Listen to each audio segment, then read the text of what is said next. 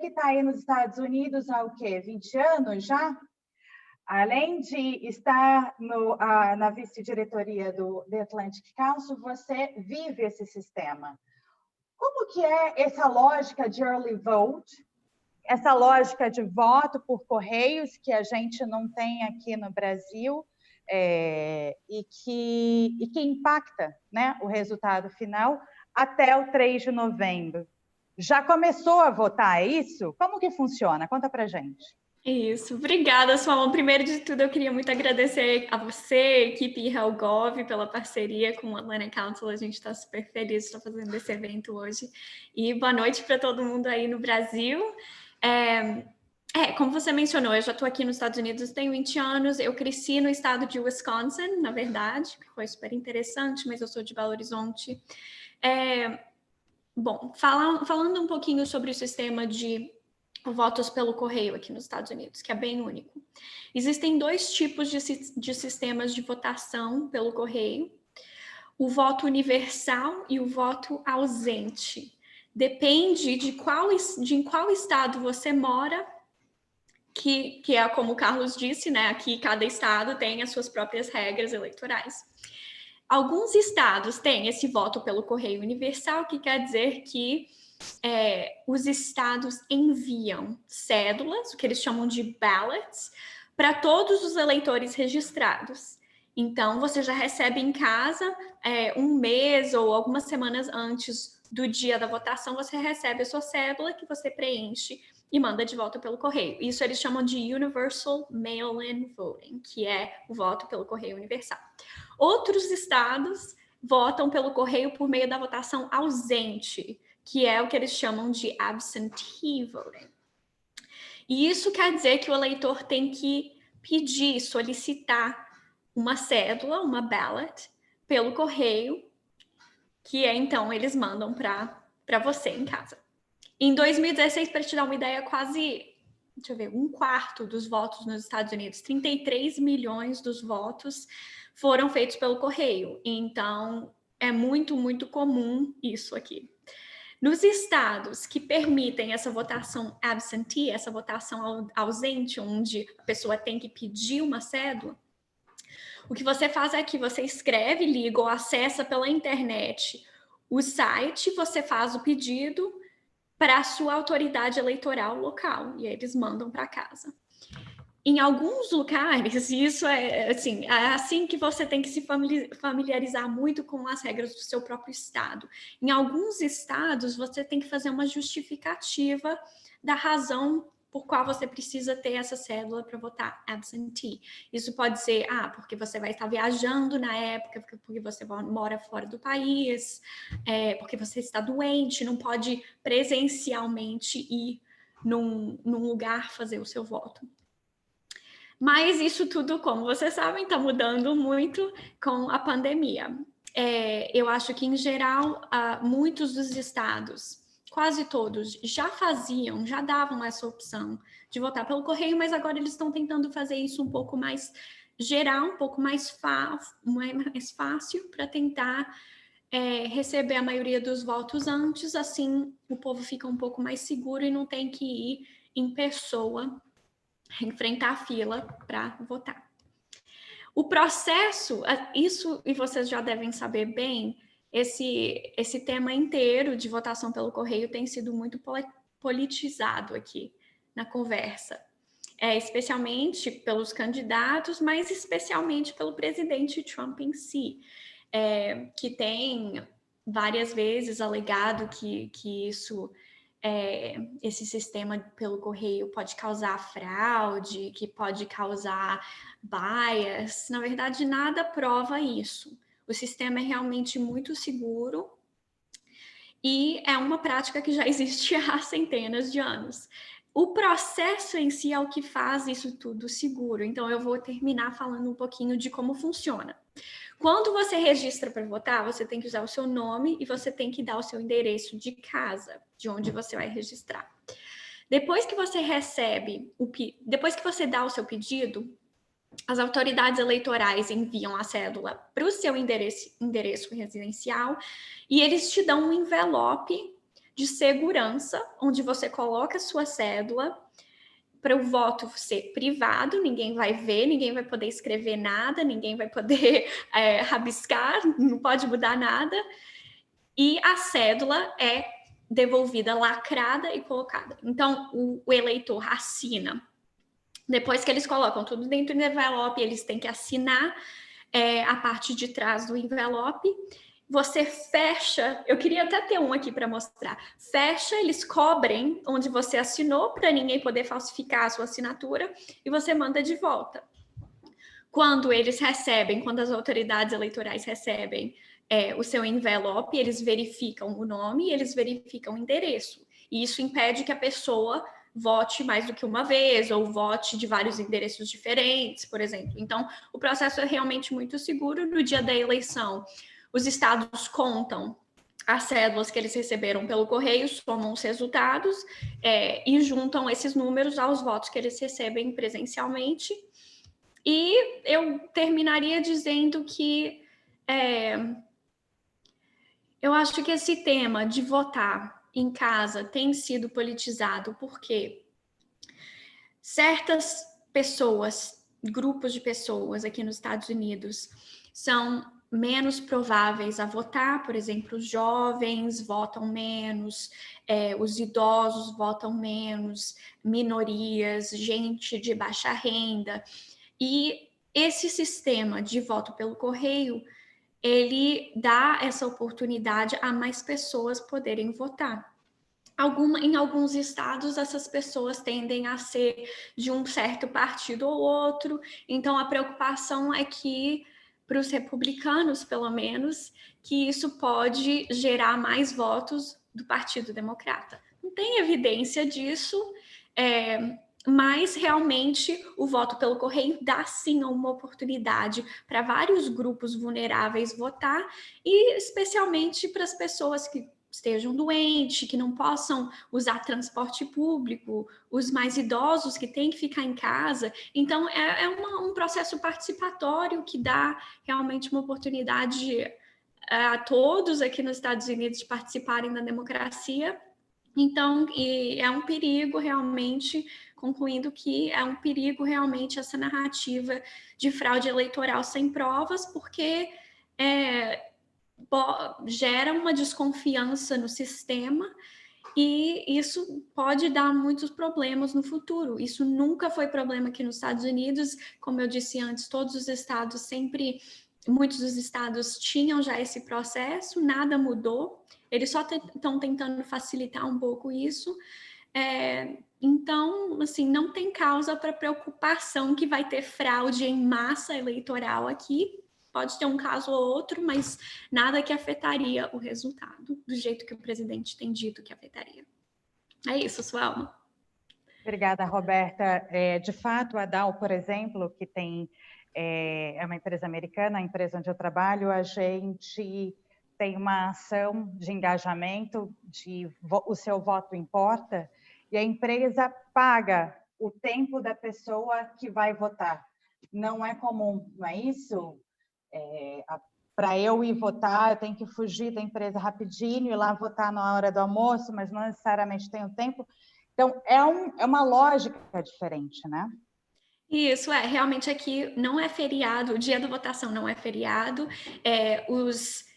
as empresas tendem a entender bem que você tem que ir lá votar, então eles te dão tempo, mas tem gente que não consegue esse tempo.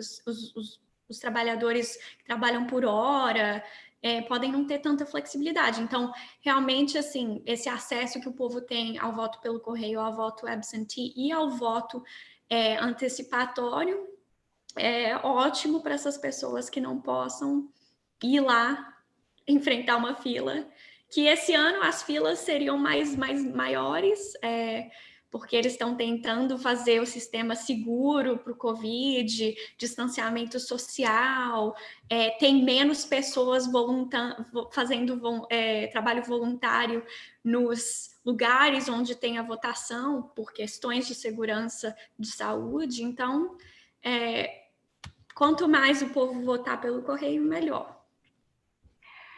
De fato, ainda mais em época de coronavírus, né? Evitar contágios e filas.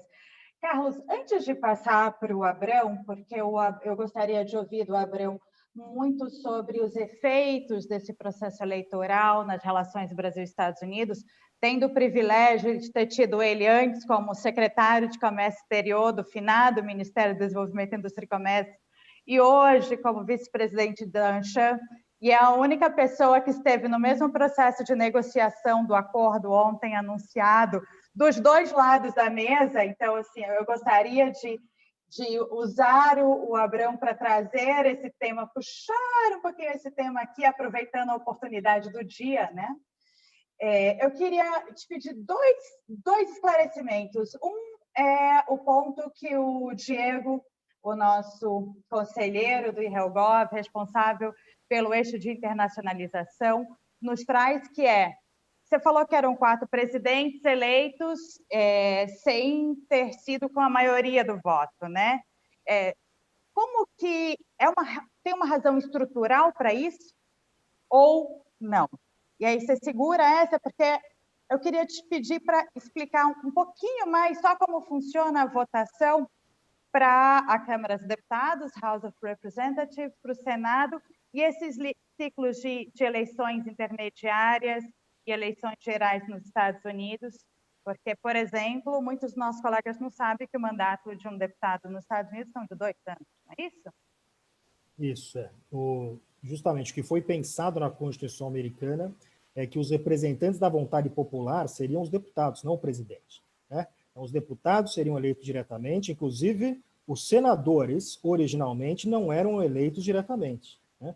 A emenda colocando a eleição direta para senador foi aprovada apenas em 1912 ou 14, se eu não estou enganado, né? Então, é uma questão direta. Os senadores eles eram apontados pelas câmaras estaduais, né? Os deputados eles eram os representantes da população, aqueles que receberiam o voto direto. Então, você tem a cada 2 anos renovação completa, a Câmara é colocada para votação, né? Você renova todos os 435 assentos, e a cada 6 anos, 1/3, quer dizer, o Senado ele é renovado de terço em terço, né? O mandato de deputado é de 2 anos, o mandato de senador é de 6 anos. Só que o Senado ele não é renovado completamente. Nessas eleições agora, nós vamos ter, se eu não me engano, 35 senadores dos 100. São 100 senadores, 35 que estão em jogo nessas eleições. Por exemplo, na Flórida não tem eleição para Senado, né? Então, alguns estados não têm eleição para Senado esse ano, porque o Senado ele é renovado de terço em terço, né? A pergunta que o Diego faz é uma pergunta excelente, e eu acho que ele precisaria de mais outras 2 horas também para a gente responder. É outra tese de doutorado que o Diego me provoca aqui. Mas para colocar uma resposta rápida, o que eu tenho dito, claro que é uma tendência, né? Não só isso. 2020 talvez é a primeira eleição que nós estamos discutindo abertamente. É quase certo que o Trump não vai vencer o voto popular. Isso é quase certo. A única discussão que tem em 2020 é se ele vai vencer no colégio eleitoral. Até os republicanos já desistiram de ganhar no voto popular. Esta é a primeira eleição que essa discussão é feita abertamente, né? Então, é claro que isto indica uma tendência. A tendência, algo que eu tenho dito há algum tempo, é o seguinte: os democratas, os republicanos, eles têm um problema demográfico, né? Os republicanos estão cada vez mais dependendo do voto branco, tradicional, etc., né, que não responde à diversidade da população americana. Os democratas têm uma coalizão muito mais ampla demograficamente falando, né? Porém, os democratas têm um problema geográfico. É um problema demográfico dos democratas e um problema geográfico demográfico dos republicanos e geográfico dos democratas, né? O problema dos democratas é que o voto democrata está agora muito concentrado em grandes cidades, né? Então, você tem uma concentração de votos em grandes centros urbanos. Então, a concentração é o que aconteceu da concentração do voto na Hillary Clinton, por exemplo, na Califórnia, né? 4 milhões de votos em cima do Donald Trump, né? Só que você vai no meião dos Estados Unidos, os democratas têm dificuldade de inserção, né, nesse sistema. Então, acho que isso sim reflete algumas transformações importantes da sociedade norte-americana, né? Dentre elas, diversidade demográfica de um lado, por outro lado, uma separação entre urbano e rural, uma separação entre uma questão que as eleições de 2016 as pesquisas não captaram, foi a divisão do voto branco, né? O voto branco em 16 se dividiu muito fortemente entre eleitores com ensino universitário e eleitores sem ensino universitário, de menor nível de escolaridade. Não era tão dividido assim. Em 16 isso ficou gritante, né? Então você tem uma série de transformações, que aí realmente não vamos ter tempo de explorar as razões dessas transformações, mas para dar uma resposta rápida para o Diego, sim, parece que me indica uma tendência, e o que nos leva a crer o seguinte: cada vez mais, e já há um movimento muito forte no Partido Democrata, de contestação do voto pelo colégio eleitoral, né? Há uma série de movimentos nos Estados Unidos para ir em direção ao voto popular. Se o Donald Trump é eleito 2 vezes, seria a primeira vez que um presidente seria eleito 2 vezes pelo colégio eleitoral, perdendo no voto popular, aí seria a primeira vez. Vamos lembrar que o Bush faz isso em 2000, mas em 2004 ele é eleito com uma boa margem em cima do John Kerry, né? Pela primeira vez, caso o Trump seja eleito e reeleito nesse sistema, isso certamente viria a gerar um movimento mais forte de contestação desse sistema. Excelente, Carlos, super claro. Isso já estabelece aqui as bases da nossa conversa, né? Se a gente considera as 2 hipóteses que estão sobre a mesa, Abrão, uma hipótese Trump e uma hipótese Biden, e considerando o dia de ontem, que foi um dia de pequenas celebrações, né? A gente celebra cada passo, que foi a do anúncio do acordo, do mini acordo comercial Brasil-Estados Unidos. O que é esse cenário geral para você? Boa noite. Obrigado, Suelma. Obrigado, Helgov e Atlantic Council pelo convite. Já aprendi bastante, já valeu aqui a minha viagem da sala para o escritório. E boa noite a todo mundo que está participando conosco. Eu acho que as eleições nos Estados Unidos vão ser certamente o evento mais importante, pelo menos dos próximos 4 anos. Há quem diga que será o evento mais importante da nossa geração, né? O próximo presidente, Trump ou Biden, vai comandar a maior economia do mundo e nessa posição vai ter uma influência decisiva na definição dos rumos do planeta, o que acho que ganha maior relevância porque nós estamos observando aí alguns pontos de inflexão muito peculiares em diversas questões. Multilateralismo e cooperação internacional, relação entre China e Estados Unidos, tem travado aí uma dura disputa pela liderança econômica e tecnológica desse século, populismo, nacionalismo, economia verde, mudanças climáticas, ou seja, a lista é super diversa, né? E é claro que todos esses aspectos impactam o Brasil diretamente, né? Então, para a gente usar um exemplo muito próximo da nossa realidade, no caso do multilateralismo comercial, tem uma dúvida sobre qual é o filme que a gente vai ver daqui para frente. Se é o OMC, o resgate, ou se é o protecionismo contra-ataca, o império do unilateralismo e da lei do mais forte. E os Estados Unidos vão exercer um papel-chave nessa resposta.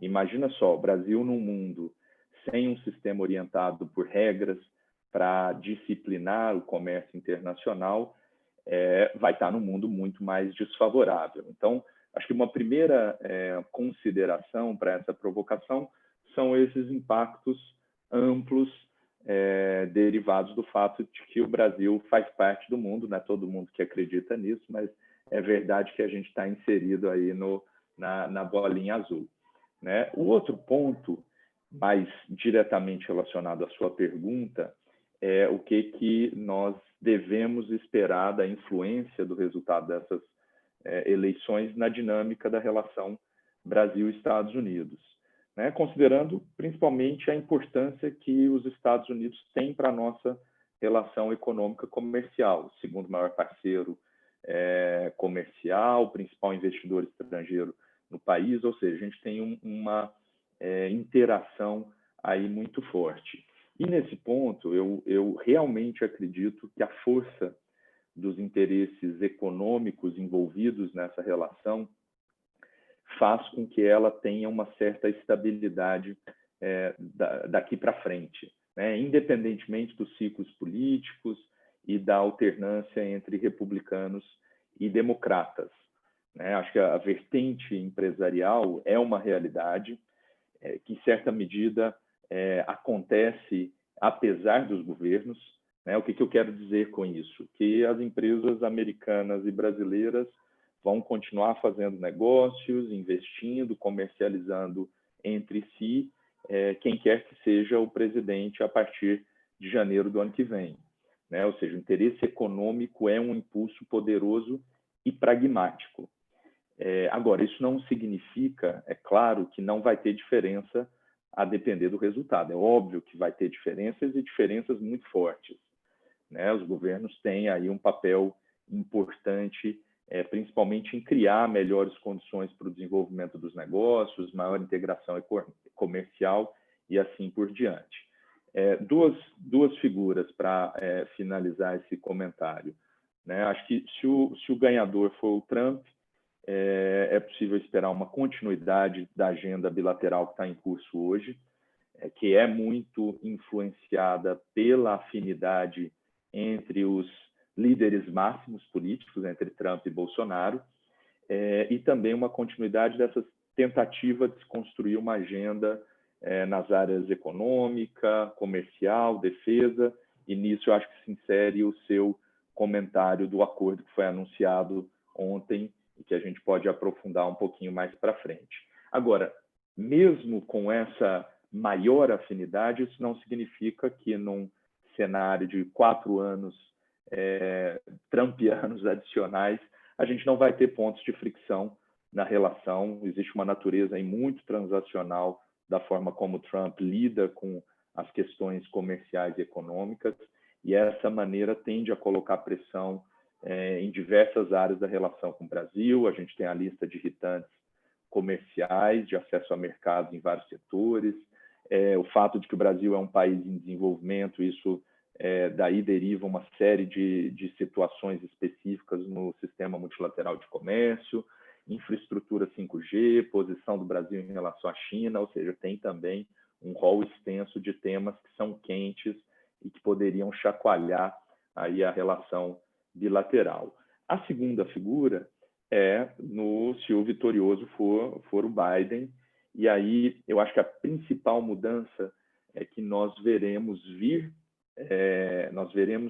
estar no primeiro plano das relações bilaterais temas como meio ambiente, mudanças climáticas, preservação da Amazônia, diversidade e direitos das minorias, ou seja, temas que integram a plataforma política do Partido Democrata e que vão impor um desafio muito significativo para o governo brasileiro, que hoje não tem tido uma imagem internacional, digamos, muito tranquila nessas áreas, né?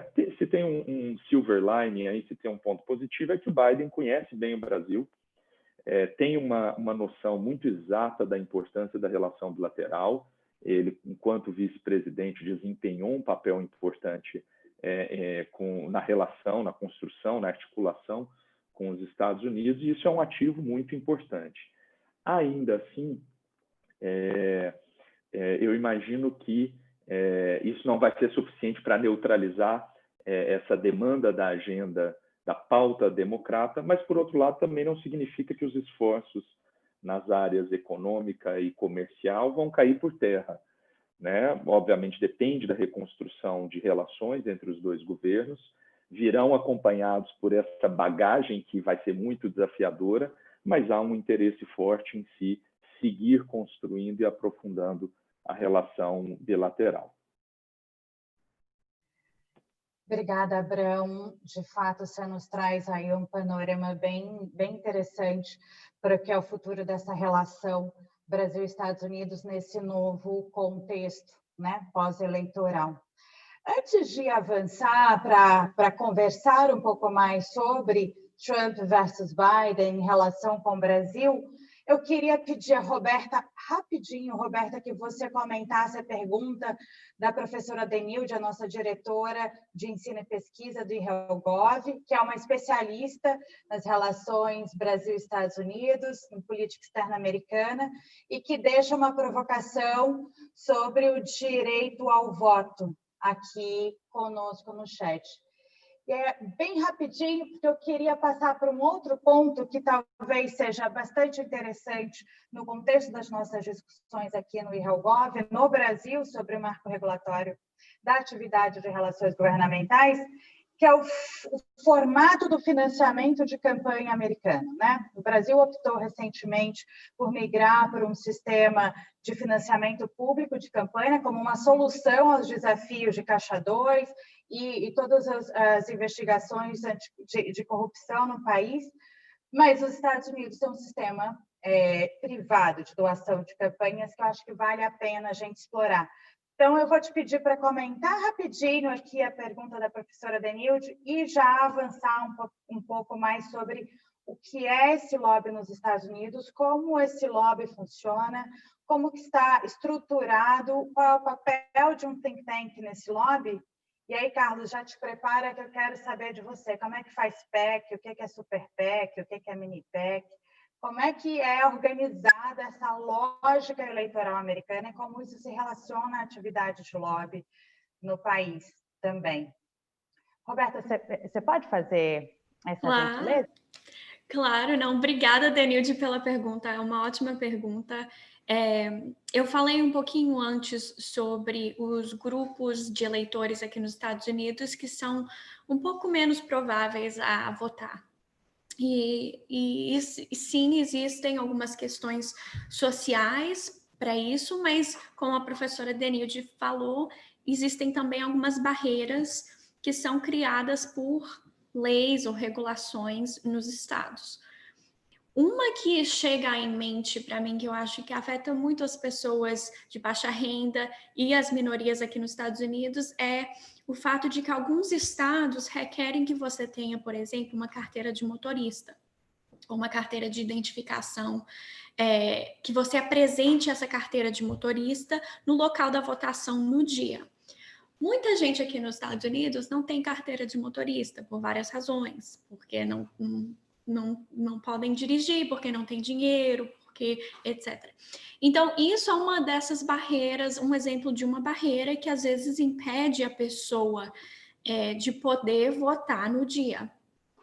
Outra barreira que existe, que eu sei que talvez esse ano não seja tão prevalente, mas que no passado tem sido, é essa barreira que a sua alma mencionou de emprego. De certas indústrias ou certos lugares, como você não tem o dia de folga para votar, se você trabalha para uma empresa que depende muito do trabalho de horário, ou se você, por exemplo, trabalha uma família como babá, se você trabalha como mecânico, se você tem sua própria empresa, se você não pode fechar sua empresa naquele dia, vários grupos para eles saírem no dia para votar é muito mais difícil por essa questão de onde eles trabalham. Então, eu acho que isso é uma outra barreira, assim, se as empresas, se os estados não estão dispostos a dar umas férias naquele dia ou dar algumas horas para a pessoa ir lá votar fisicamente, às vezes eles escolhem não votar.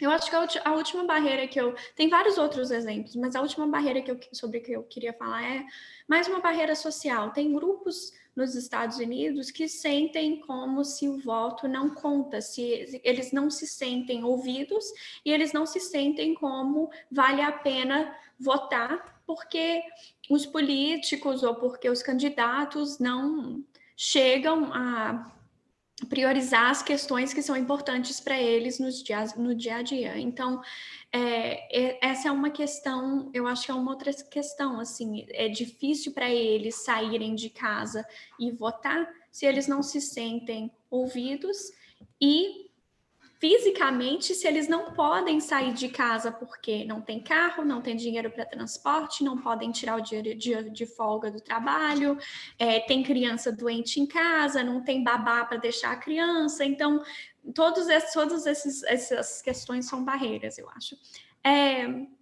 Sobre o financiamento, essa era outra pergunta, né, Suelma, sobre o lobby.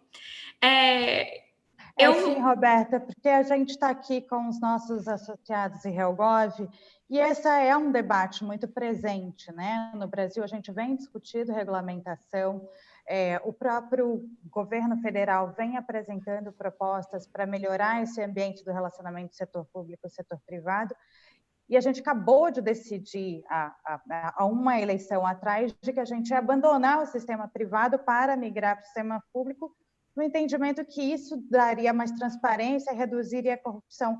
Ia ser bacana você explicar um pouco como funciona, até para contribuir para o debate que se sucederá aqui dentro do HelpGov, nas nossas próximas séries de webinars. Posso, sim, com certeza. Mas eu vou primeiro começar dizendo que o Atlantic Council, eu vou compartilhar um pouco a minha perspectiva de como funciona, mas o Atlantic Council em si, como uma ONG não partidária, como um think tank, a gente não é permitido engajar em lobby. Então, eu não sou lobista, nunca fui, então eu vou dar um pouco a minha perspectiva de como funciona, mas eu também convido os outros aqui para opinarem, conversarem um pouco mais sobre isso também. Então, o lobby é definido como uma prática que é realizada por ou indivíduos ou organizações que criam campanhas públicas para pressionar os governos ou os membros dos governos a realizarem certas ações de políticas públicas específicas. A questão-chave é que os lobistas aqui nos Estados Unidos, eles têm que ser legalmente registrados no governo. Então, tem uma questão de transparência em tudo que eles fazem. A legalidade do lobby vem da Constituição americana e eles se referem a essa questão como a questão da democracia participativa, participatory democracy. A primeira emenda da Constituição, First Amendment, ele especifica que a gente tem o direito de apresentar uma petição ao nosso governo para reparação de queixas. Nos tempos modernos em que a gente vive, isso é interpretado como um direito ao lobby. Um direito previsto na Constituição. Então, tem vários atos, várias regulações sobre isso, inclusive para a questão que eu falei da transparência, nada que as empresas fazem é escondido, é tudo bem registrado, tem traço e tudo.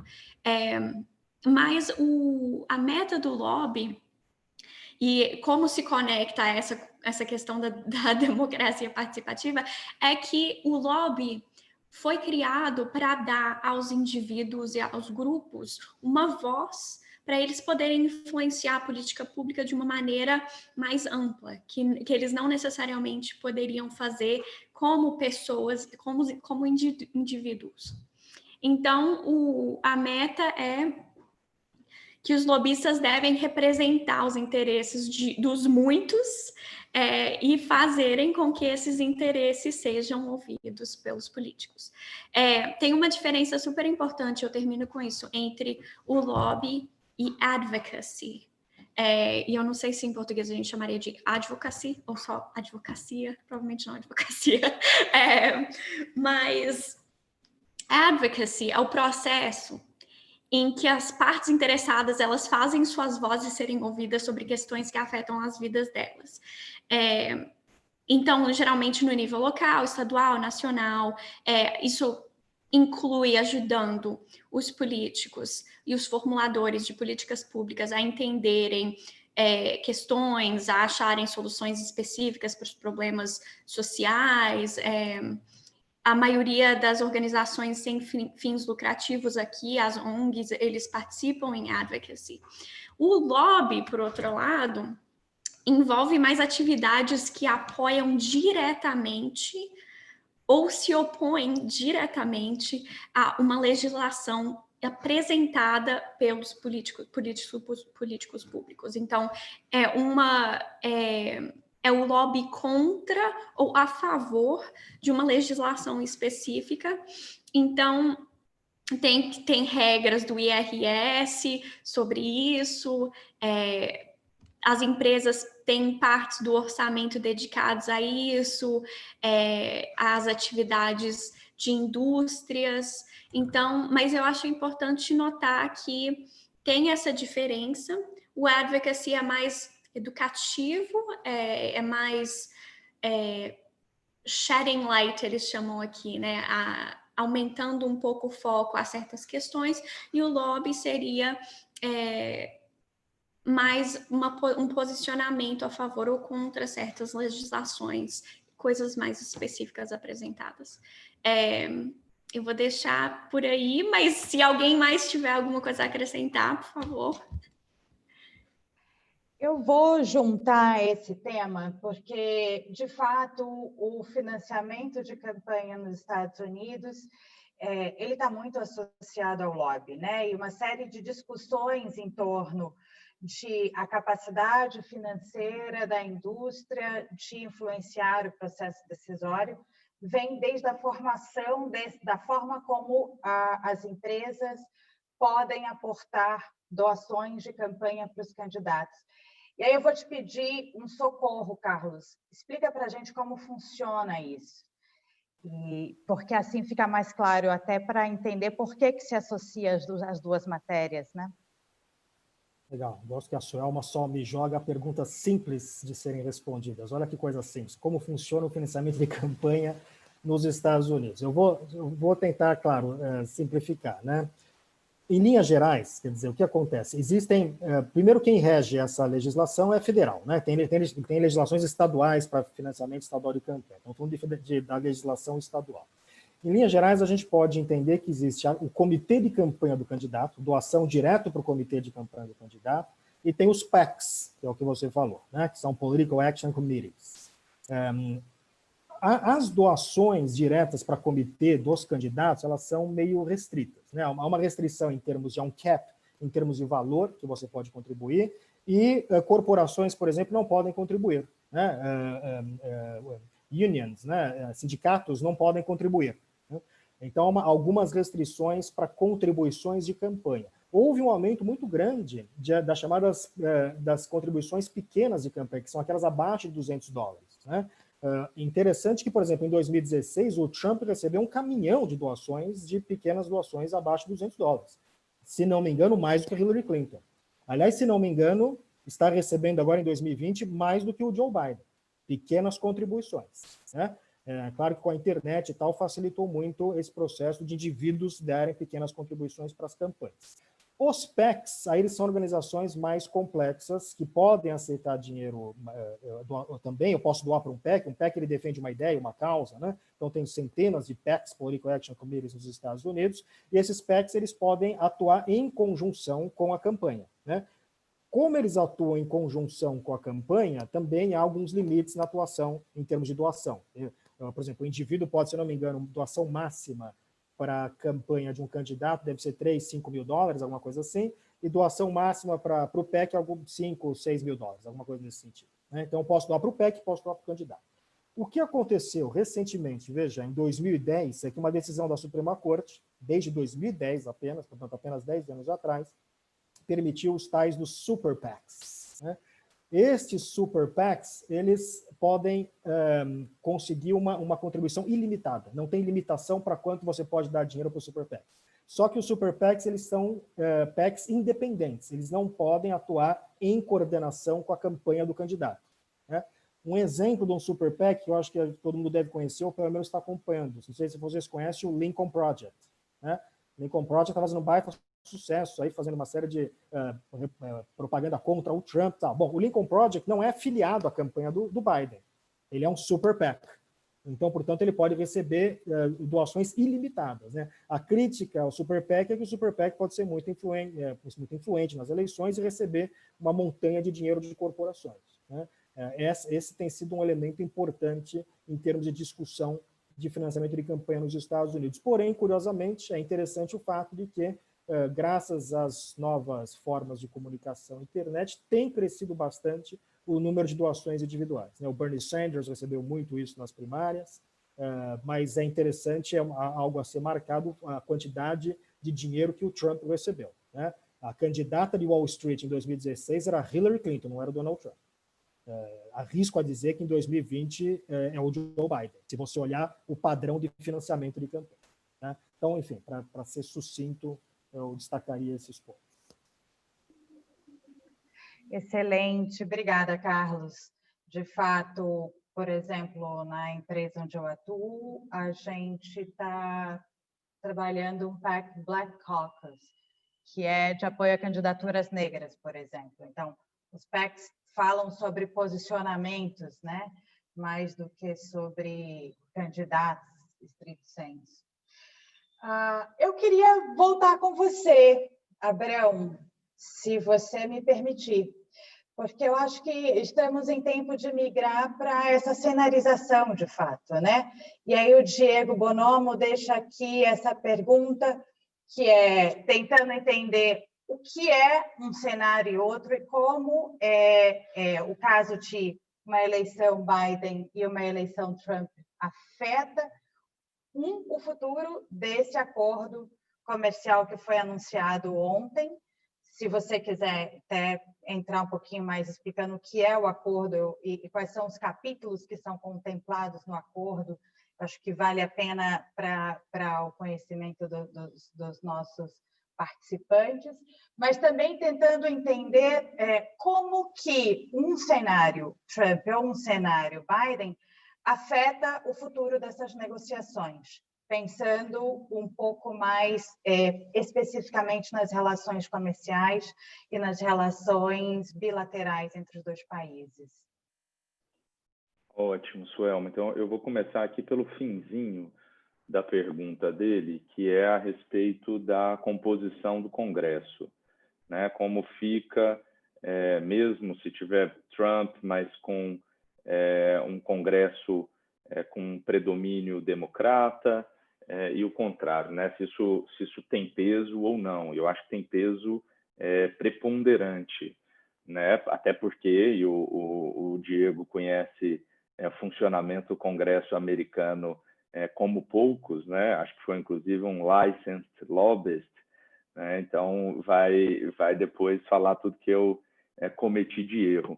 Mas, enfim, o comércio, a condução do comércio exterior nos Estados Unidos tem um peso muito grande exercido pelo próprio Congresso. Então, a composição, se tiver uma maioria democrata ou uma maioria republicana, terá também uma influência relevante nessas discussões. E, além disso, sobretudo para a discussão ampla de acordos, existe o fato de que, na metade do ano que vem, o TPA, o Trade Promotion Authority, que é a autorização dada para o executivo negociar acordos comerciais e submeter ao Congresso por uma votação em bloco, sem a possibilidade de se discutir pontualmente e se rever pontualmente questões do acordo, que é algo, acho que fundamental para se conduzir uma negociação racional, ela expira agora na metade do próximo ano e sua extensão dependerá de uma aprovação pelo Congresso.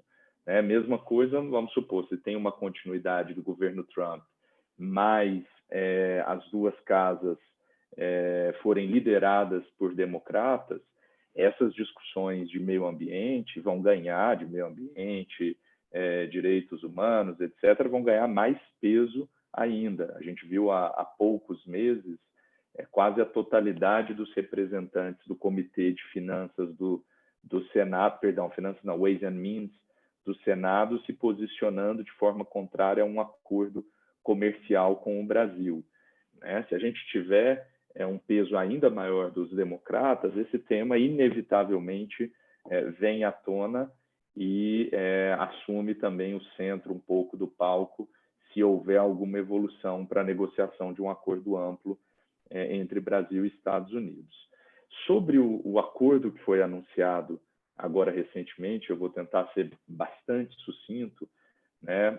Foram 3 temas, na verdade está sendo chamado de um protocolo, porque ele é um protocolo, um acordo de coordenação que já existe entre Brasil e Estados Unidos, que consiste em 3 áreas não tarifárias. facilitação de comércio, boas práticas regulatórias e anticorrupção. Parte de facilitação de comércio, eu tenho certeza que todo mundo aqui é escolado nessa área, mas é basicamente simplificar burocracia de comércio exterior, ter mais agilidade e eficiência nas operações de exportação e importação. Boas práticas regulatórias é elevar a barra do processo interno de um país na criação de regras, e aqui no caso, regras que incidam sobre o comércio exterior. Então, é ter ali um conjunto de boas práticas, de etapas nesse processo que levem à consulta pública, possibilidade de participação dos interessados para apresentar os seus comentários, ter prazos específicos para publicação, análise de impacto regulatório, ou seja, é um conjunto de ações que, no final do dia, permitem uma maior qualidade na capacidade, na atividade regulatória de um Estado. E a anticorrupção é um tema, sobretudo quando ligado a acordo comercial, ele tem um efeito relativamente limitado, porque ele muito replica compromissos internacionais que os países já assumiram no âmbito das Nações Unidas ou da OCDE.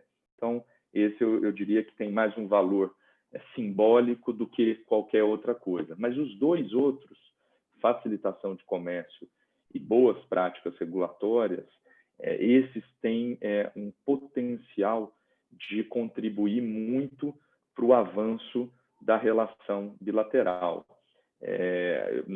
No comércio internacional, e talvez no Brasil em especial, a gente tem um fetiche muito grande com tarifas. E as tarifas são claramente importantes, sobretudo na realidade brasileira, que tem um perfil tarifário mais alto. Mas isso não significa que o que não é tarifa não tem importância.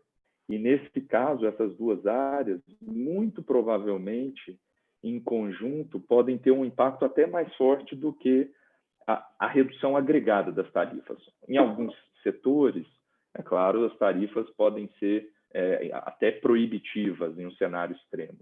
Mas, do ponto de vista mais macro, a gente está falando de temas que vão ajudar a criar mais comércio, a gerar mais eficiência na relação bilateral e, por que não, estimular investimentos. E aí eu fecho aqui com dois comentários, né? Por que eu acho que esse acordo foi importante?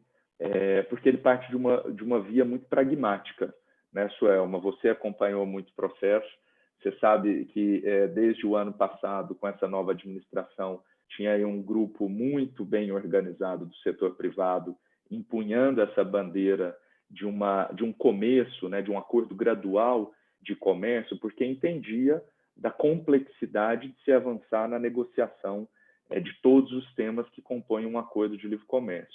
Ao se fatiar, se fasear essa abordagem e começar com temas que, por um lado, não dependem da participação do Mercosul e, por outro, não dependem da aprovação do Congresso americano, o caminho fica mais desobstruídas, e eu acho que o fato de ter se traçado a estratégia foi o que nos permite hoje ter aí a poucas semanas das eleições e a poucos meses do fim desse ciclo político nos Estados Unidos, uma entrega concreta que vai poder ser aproveitada pelas empresas dos dois lados e que vai gerar efeitos para as sociedades dos dois países como um todo. Obrigada, Abrão. Roberta, a gente está começando a se encaminhar para o fim. Eu vou deixar o Carlos para o final, para ele fazer uma super análise no melhor, né, escopo possível sobre os cenários Trump e Biden, mas de você, a gente vinha trabalhando há bastante tempo essa agenda bilateral, o Abrão já me denunciou, e desde o ano passado já se vinha construindo o entendimento dentro do Atlantic Council, inclusive com publicações do Atlantic Council, sobre qual era o percurso possível de se avançar na formalização de um acordo dessa natureza que foi anunciado ontem, até antes das eleições americanas, né? E já tinha se estabelecido um roadmap, um mapa para se chegar até aqui, surpreendentemente, conseguimos, é isso. O que significa daqui para frente, né? Tá bom, se continua o Trump, continuando o governo Bolsonaro até 2022, a gente tem um caminho para o aprofundamento de todos esses processos negociatórios, como trouxe o Abrão. E se não? E se dá Biden?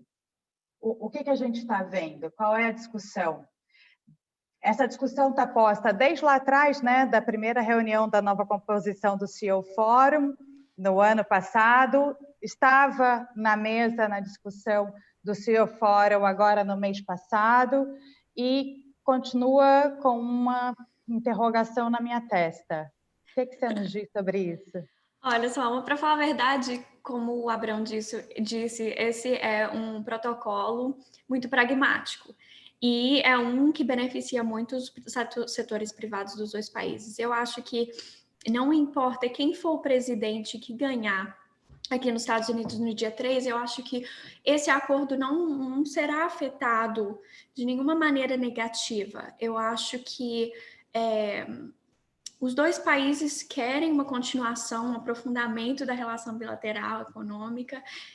O Biden e a campanha do Biden têm, sim, se expressado e criticado o Brasil nessa área de mudanças climáticas, né, dos incêndios no Brasil, e isso realmente é uma questão importante para a pauta deles. Então, se o Biden ganhar, sim, eu acho que vão ter algumas expectativas do Brasil, que o Brasil mostre que eles estão considerando mudanças de políticas públicas para preservação do ambiente, mais focados nisso, mas eu acho que com o acordo em si, eu não vejo nenhuma repercussão negativa. Eu acho que eles vão continuar assim, encaminhando isso para frente.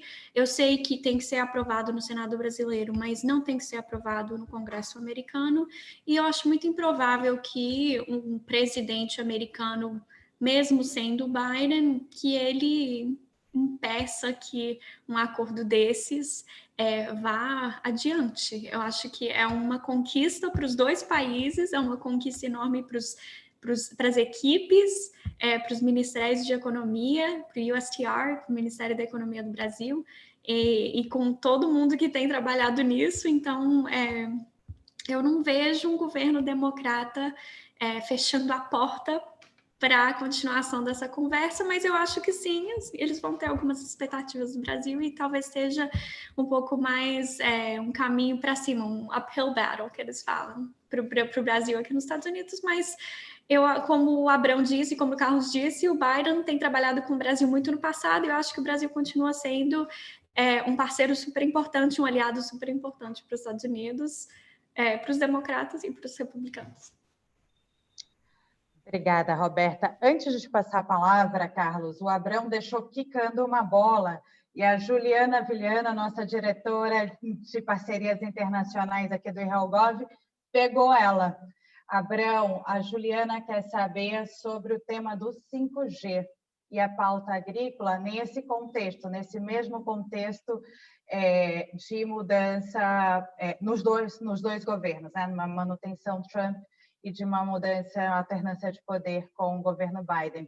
E já vai se preparando, Carlos, porque a gente vai querer saber tudo de tudo, e a gente vai anotar para ver se você vai acertar o resultado das eleições. Abrão, por favor. Elma tinha preparado uma bola curva aí para o Carlos e passou, jogou na minha área. Vamos lá, a parte agrícola, eu acho que a gente vai ter tem dois pontos importantes na pauta agrícola, né? A primeira são os irritantes comerciais, trigo, açúcar, etanol, proteína animal, que são irritantes de bastante tempo, não são recentes, não são dessa administração, e que vão continuar tirando o sono aí de quem está envolvido com esses temas no governo e no setor privado. Não são temas fáceis de serem resolvidos, envolvem muita sensibilidade, e em qualquer administração eu acho que vai seguir sobre a mesa. E tem um segundo lado da parte agrícola, que se a gente eventualmente caminhar para a negociação de um acordo amplo de comércio que envolva tarifas e discussão de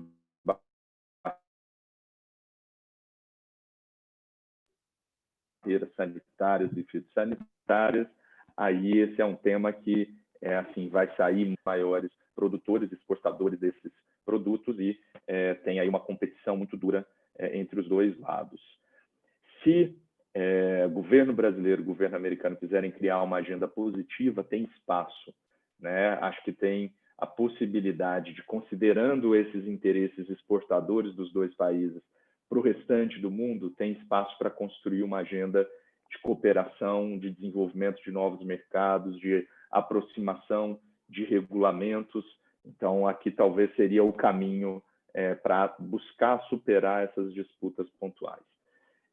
Isso a parte agrícola. 5G é uma discussão, eu acho que muito mais profunda, né, porque ela está na base da disputa entre Estados Unidos e China, que é uma disputa tecnológica e é uma disputa econômica, e a gente tem visto nesses 2 últimos anos, por exemplo, uma atuação muito assertiva do governo americano em todos os momentos, com todos os países, e, obviamente, aqui no Brasil, está hoje na imprensa, em razão da visita do conselheiro de segurança dos Estados Unidos, esteve muito forte na imprensa quando o secretário de Comércio veio em julho do ano passado. Então, esse tema não sai também da mesa. Eu acho que pode ter mudanças de abordagem entre Trump e Biden, mas nesse ponto a gente vai ficar ali entre a cruz e a caldeirinha, e um pouco ou muito do nosso destino vai depender da habilidade que o governo brasileiro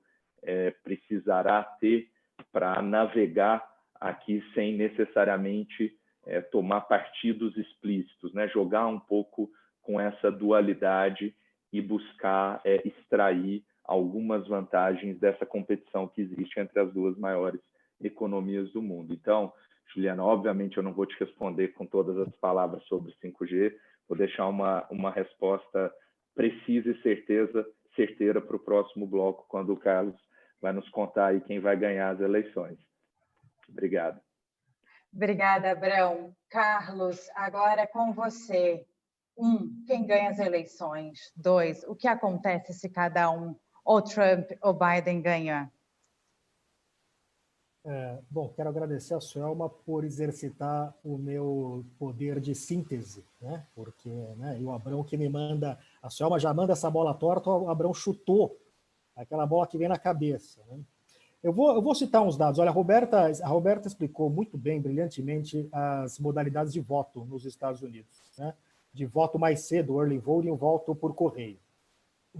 Olha, nós estamos há 2 semanas das eleições.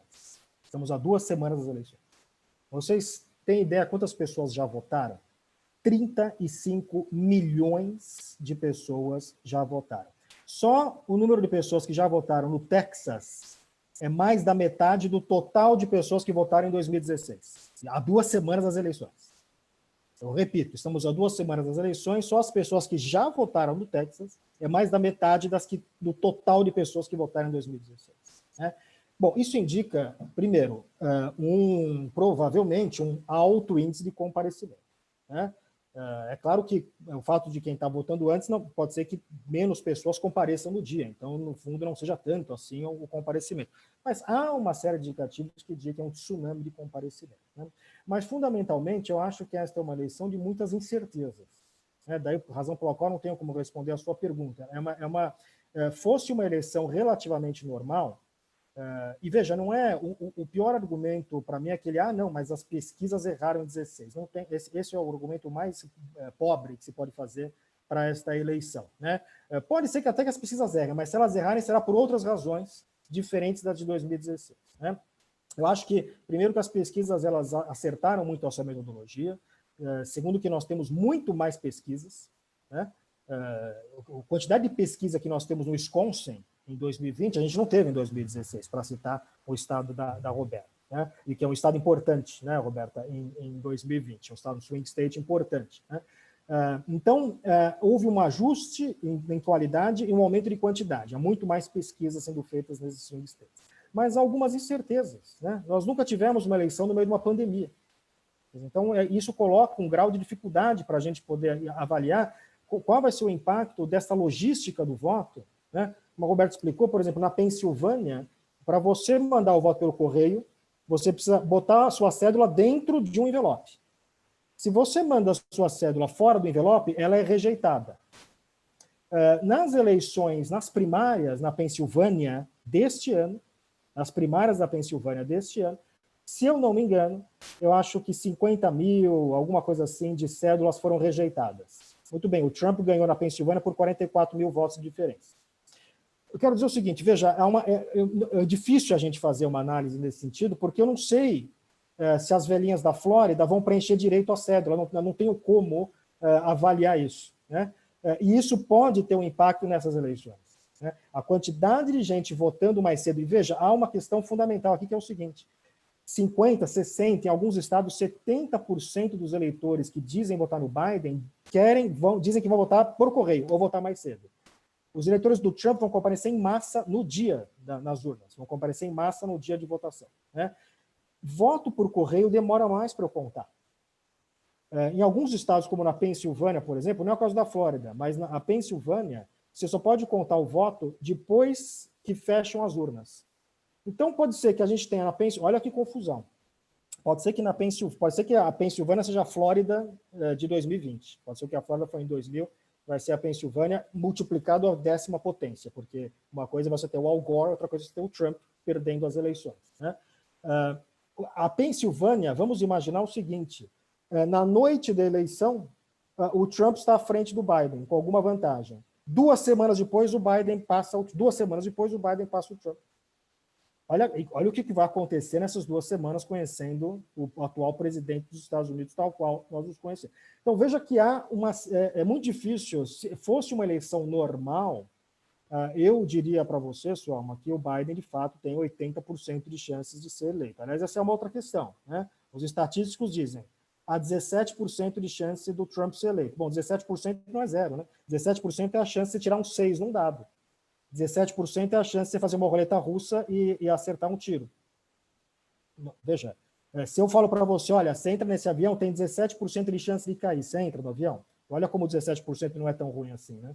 Então, o que as pessoas não entenderam em 2016 é que 17% não é zero. A questão é se eu vou tirar 6 2 vezes no dado, aí é realmente mais complicado. O Trump, portanto, precisa, nesta eleição de 2020, de uma virada inédita na história das reeleições. Talvez comparável, mas a gente não tinha os mesmos dados que nós temos hoje, comparável ao Truman. A única comparação possível é o Truman em 1948. Não há outra comparação possível para o tipo de virada que o Trump precisa há 2 semanas das eleições. É possível ele virar? Em 16 ele também fez uma virada que era inédita. Virou. No finalzinho da eleição. Agora, o que aconteceu em 16, já estou me estendendo aqui, você me corta, viu, Suel? O que aconteceu em 16 é que havia uma quantidade muito maior, por exemplo, de eleitores indecisos. Esses indecisos foram fortemente para o Trump. Em 16 também foi uma eleição entre 2 candidatos historicamente rejeitados. Hoje, a rejeição do Biden é menor que a rejeição da Hillary Clinton. Então, você tem uma rejeição menor do Biden e você tem uma quantidade muito menor de eleitores indecisos. Se você olha o comportamento, eu tenho chamado essa campanha de campanha Teflon, né? Porque nada cola nessa campanha, né? Tem o candidato Teflon, tem a campanha Teflon. Veja, você olha a distância que o Biden tinha do Trump em março, em 1º de março, antes de morrer o primeiro americano, e olha hoje, 200 mil mortos depois, protestos no país inteiro, desemprego. A distância do Biden é basicamente a mesma que era em março. Né? É quase uma linha reta. A aprovação do Trump não varia muito. Então, muito pouca coisa tem mexido com essa campanha. Né? Esses dados todos nos levam a ter uma grande vantagem para o Joe Biden. Mas, e termino com essa ressalva, estamos em 2020. E talvez estejamos com o privilégio da proximidade linguística entre Trump e Truman, né? Vai que tem alguma associação de letras também para essa virada. Se tiver, vai dar Trump, porque o Truman fez uma virada... Tem uma famosa foto do Truman, né, que tem Dewey defeats Truman, que o Dewey era o adversário dele, o jornal tinha publicado a derrota do Truman. Em 1948 não tinha internet, a coisa não era tão rápida assim. Então o jornal publicou a derrota do Truman e tem a foto do Truman sorridente com o jornal falando da derrota dele. Muito obrigada a vocês todos. Eu queria agradecer em especial Juliana, Diego, Raquel, Márcia, Júlia e a Valentina, para quem eu passo a palavra do The Atlantic Council. Valentina, com você. Obrigada, Suelma. Essa conversa, como a gente já tinha previsto, realmente foi uma super aula sobre o sistema eleitoral americano, os possíveis cenários nessas próximas 2 semanas até o dia 3 de novembro e, claro, os impactos dessas eleições históricas para o Brasil. Realmente, nossa conversa poderia ter durado para lá de 4 horas, mas infelizmente a gente está com um tempo limitado. Para finalizar essa conversa, eu gostaria de agradecer mais uma vez a participação dos nossos palestrantes, Carlos, Abraão, Roberta, e, claro, a todos vocês que participaram deste primeiro evento de uma série sobre o ciclo eleitoral nos Estados Unidos e no Brasil. Queria reiterar também o nosso agradecimento em nome do Atlantic Council ao IREUGOV, em especial a você, Suelma, Diego, Juliane e Raquel, por essa parceria. Fiquem atentos às nossas redes sociais para saberem mais sobre os nossos próximos eventos, mas já adianto aqui com exclusividade que teremos um evento no dia 28 de outubro sobre as eleições nos Estados Unidos e no dia 10 de novembro conversaremos também sobre as eleições municipais no Brasil. Mais uma vez, muito obrigada, uma boa noite a todos e até a próxima!